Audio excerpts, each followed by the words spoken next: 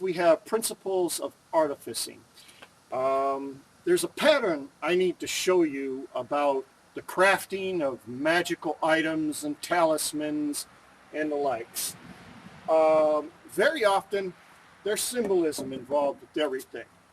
Now, this is a part of a sword, all right, often used in ceremonies. It's a Celtic sword, but you'll notice the lunar motif, the crescent moon, kind of comes up.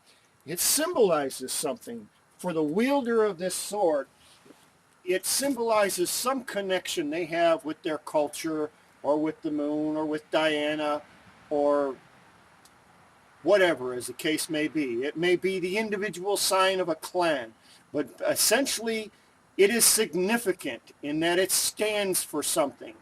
It says something about who this person is or what this sword is used for. I know most of the clan members, this staff is quite famous. We call this one Awesome Wisdom. And there is, as with the others, a certain symbology here. We have a rampant unicorn, which of course stands for something. Different traits of the unicorn: virtue, strength, pureness, particularly singleness of mind, focus. Down here we have a stylized book and a sword within. Knowledge is power among witches. And there's a particular knowledge symbolized in this particular book.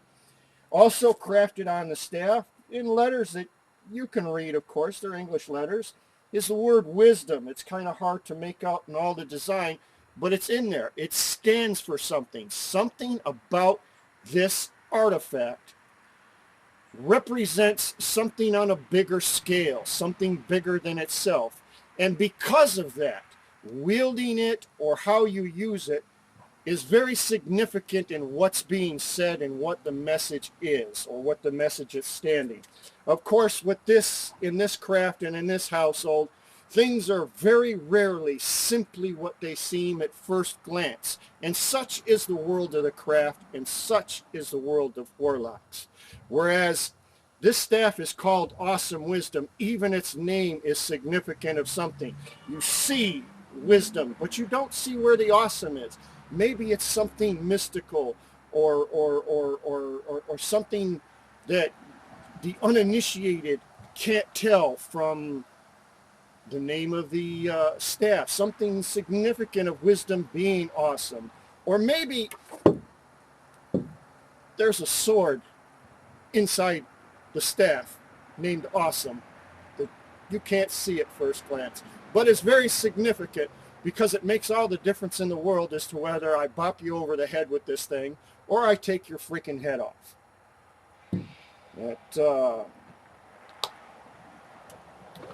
Not that we're going to be taking off anybody's heads anytime soon.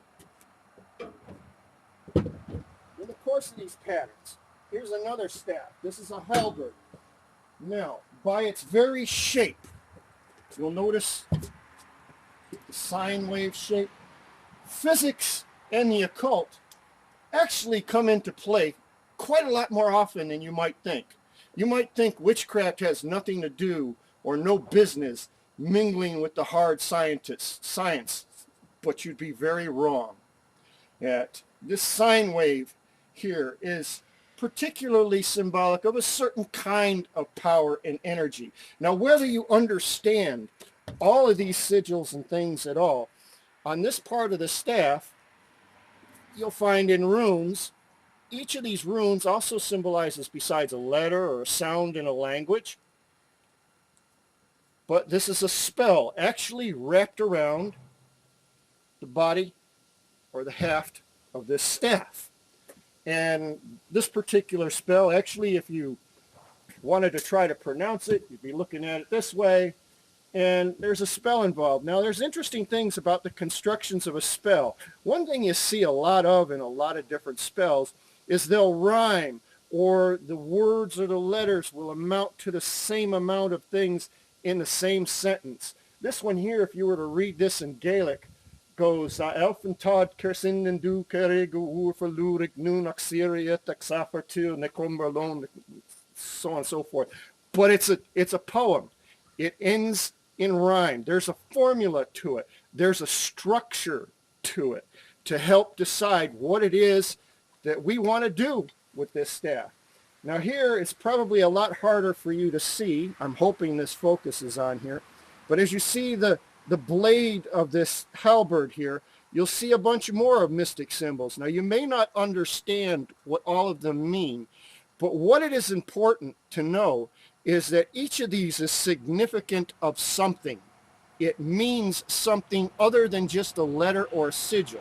Sometimes they're significant of certain powers or principalities or dominions or qualities that we want in our weapon or in our magical item or artifact. The discipline of making artifacts for witches and wizards is called artificing, spelled with a capital A. It's like where most of the other crafts, like for instance, many of the craft disciplines still exist today. I've been trying to point this out in these videos. They're called by different names and they may have a little bit different focus in this day and age, but they're the same principles we've been using for thousands of years as mages. For instance, sorcery. I know a lot of you, as much as witch conjures up the wrong image of what we are, and the word sorcery often conjures up a lot of the wrong images. If you wanted to really truly identify sorcery in its historic and archaeological and anthropological glory, you would have a pharmacologist with attitude. Necromancy is not well, it is kind of spooky. It is kind of gross and morbid and all those things. But essentially, it's not the craft or the fantasy craft that you've been seeing on your sci-fi and fantasy movies. Essentially, it's forensics with attitude. Medical anatomy. Much knowledge is gained by from the dead of things that pertain to the present or even the future.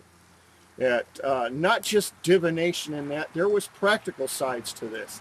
There were sciences that were keeping people alive long before the AMA came about. The point that I need you to understand is each of these symbols involved stands for something. It has a meaning. It has a character. It has an individual or a power or a principality or a dominion that it calls to bring to bear in the uses that this particular item will be used for. In this case, this particular weapon is for clearing out things bigger than you are. Kind of a long story to that. I don't expect you to understand it. You're not going to understand all about witchcraft and spellcraft in the 10 minutes that I got to show you these little videos and that. But you do understand something about the precepts in crafting a spell, a talisman, or an artifact. And that's important.